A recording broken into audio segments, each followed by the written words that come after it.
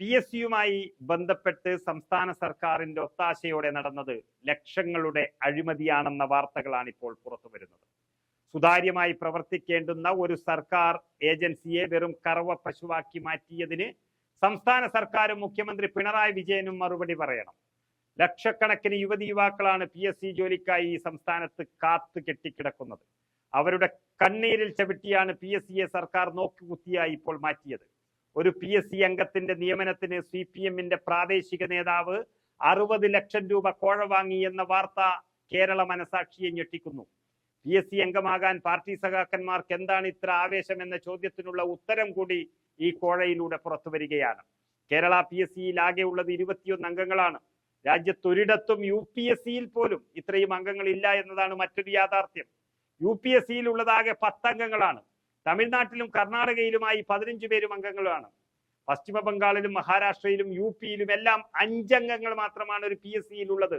ആ സ്ഥലത്താണ് കേരളത്തിൽ 21 പേർ അംഗങ്ങളായുള്ളത്. കേരളത്തെക്കാൾ ജനസംഖ്യയിലും വിസ്തൃതിയിലും എല്ലാം വലുതായ സംസ്ഥാനങ്ങളിലെല്ലാം PSCയിൽ ഇത്ര അംഗങ്ങൾ ഇല്ല എന്നുള്ള സാഹചര്യത്തിൽ കേരളത്തിൽ മാത്രം അത് 21 ആവുന്നത് എന്താണെന്ന ചോദ്യം ഉയരുകയാണ്. വോട്ട് റാങ്ക് മുതൽ മുകളിലേക്കുള്ള എല്ലാ ജോലികളും PSC വഴി നിയമനം നടത്തുന്ന സംസ്ഥാനമായതിനാൽ കേരളത്തിൽ അത്രയും അംഗങ്ങളുടെ ആവശ്യമുണ്ടെന്ന് ചിലർ വാദിക്കുന്നു.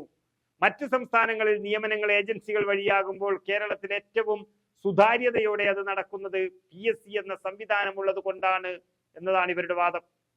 സുതാര്യത പോയ പല വിഷയങ്ങളും ഇക്കാലത്തിനിടയിൽ ഉണ്ടായിട്ടുമുണ്ട്.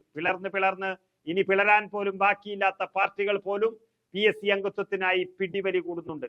കേരളത്തിലെ പാർട്ടികൾക്കെല്ലാം പദവി കൊടുത്തു വരുമ്പോൾ പിന്നെ അംഗങ്ങളുടെ എണ്ണം കുറയ്ക്കുന്നത് എങ്ങനെയാണ് എന്ന സർക്കാരിന്റെ അനുകൂലികളുടെ ചോദ്യമാണ് ഉയരുന്നത്.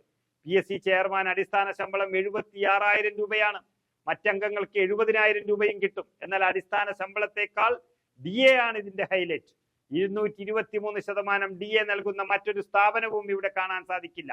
ചെയർമാൻ സർക്കാർ വീട് അടക്കമുള്ള ആനുകൂല്യങ്ങൾ, മറ്റംഗങ്ങൾക്ക് വാടക ഇനത്തിൽ 10,000 രൂപ, കൺവേയൻസ് അലവൻസ് 5,000 രൂപയും ഒക്കെ ലഭിക്കും. ഇതിനു പുറമെ ചെയർമാൻ സർക്കാർ വാഹനവും നൽകും. അംഗങ്ങൾക്ക് കാർ വാങ്ങാനായി പലിശരഹിത വായ്പയും നൽകുന്നുണ്ട്. എല്ലാം നോക്കിയാൽ ആകെ 2 ലക്ഷത്തിനും 2.5 ലക്ഷത്തിനും ഇടയ്ക്കാണ് ഓരോ അംഗത്തിനും മാസ വരുമാനം ലഭിക്കുന്നത് എന്ന് കാണാം.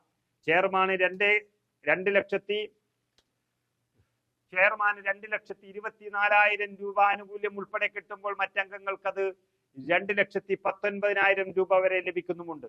എല്ലാം കൊണ്ടും PSC പണം കായ്ക്കുന്നൊരു മരമാണെന്നും അതിനേക്കാളേറെ പദവിയിലും വലുതാണെന്നും കേരള സമൂഹത്തിനെ ഓർമ്മിപ്പിച്ച പിണറായി സർക്കാരിനാണ് ഒരു കുതിരപ്പവൻ നൽകേണ്ടത്.